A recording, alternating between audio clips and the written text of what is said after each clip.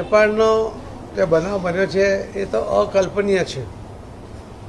એના જે video, ભયાવહ video આપણે જોયા છે કે માણસો અને એની સાથે સાથે મકાનો, ગાડીઓ એ તળખલાની જેમ એ વહી ગયા છે.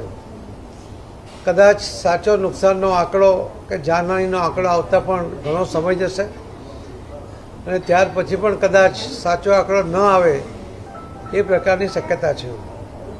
ગુજરાતના અને દેશના ઘણા બધા પ્રવાસીઓ ત્યાં નેપાળમાં પ્રવાસમાં હતા અને એમનું પણ લગભગ 150થી વધુ ગુજરાતીઓ આમાં અસરગ્રસ્ત થયા હોય એ પ્રકારના સમાચાર છે. માનનીય પ્રધાનમંત્રી શ્રી નરેન્દ્ર મોદી સાહેબના નિર્દેશથી માનનીય ગૃહમંત્રી શ્રી અમિતભાઈ શાહ સાહેબ નેપાળના સરકાર સાથે સંપર્કમાં છે. એમને જરૂરી